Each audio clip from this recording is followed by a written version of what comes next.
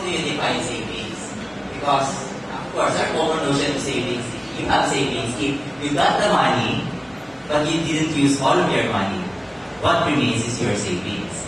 But there has been very dubious practice of the use of savings when some government officials declared as savings those portions of the appropriations that have not been authorized for release.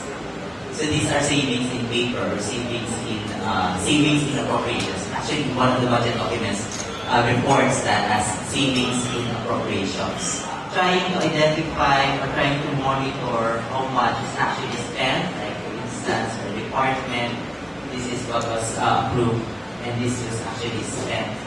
The information being reported in the annual audit report of the Commission on Audit by Commission on Audit is an independent constitutional body in the Philippines, comes up with an annual audit report called the agencies. It's a very useful official document that is thankfully made available to the website of the Commission on Audit.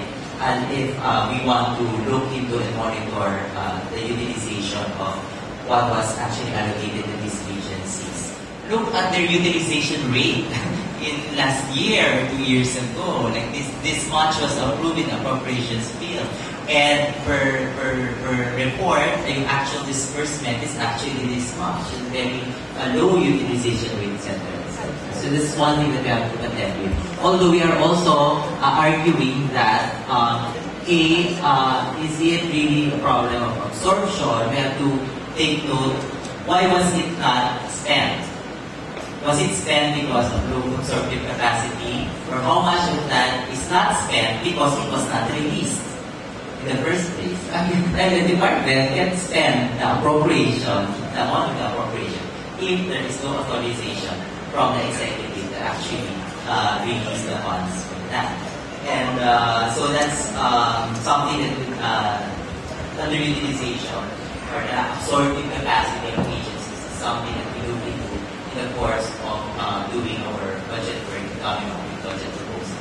What is the budget? Usually an account of planned expenditure and expected receipts. It must be a planned expenditure. Whoever it is, it could be a government or it could be an individual, and also its expected receipts. How much I am expecting to get in a fiscal year. This is a housing budget of a farmer, where there he is getting income, like crops, livestock, fisheries, loans, remittance from his friends, families who are living abroad. There is two types of expenditure. One is recurrent expenditure, what he has to do in every year. The other one is development expenditure. Here the recurrent expenditure, he has to, he has to expend for foods, clothing, children's education, health, maintenance, and repairs of equipment, etc. On the other hand, the development expenditure, there is two types. One is investment, the other is savings. So investment, he can buy a power tiller or tractor for his farming. So it could be a development expenditure for in terms of investment. Otherwise, he can save for the next year investment. We have to see the same for a service person who is a service holder. It's the same. How his income is coming from. Salaries, house rents, interest, profit from shares or something, whatever. He is getting his income, and on the other hand, the expenditure is the same.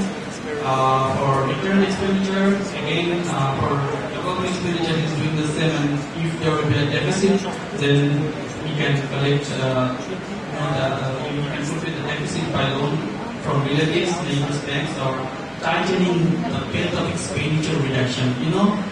And if we will talk about the public budget, it's the same. An yearly account of fund received, it can be from tax or non-tax, and expenditure from revenue and development expenditure.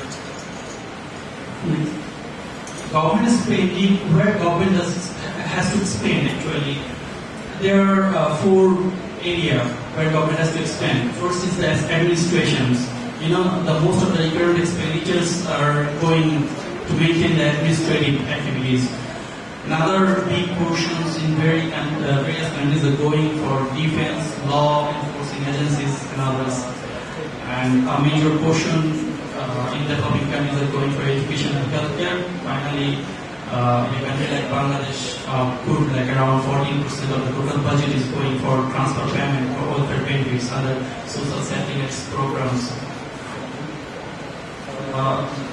Now, how the government mobilizes resources, from where? The one source is taxation. It could be direct or indirect. Another one is borrowing money from population. It can be done by, from internal banking sectors, or to be collected from issuing bonds. There is another option for foreign aids. So these three ways government can be, mobilize their resources, and if there will be fiscal deficit, so they has to financing these deficits, and even considering if this deficit financing, they has to pay for interest payment also. These are another expenditures, and it has to pay the interest every year. From the challenges, we can say that as social workers, we need to scale up participation of the citizens in budget formulation, make sure that our MPs are talented in terms of capacity development, for them also to understand the budgets they normally discuss. We should not assume that they definitely know everything regarding the budget.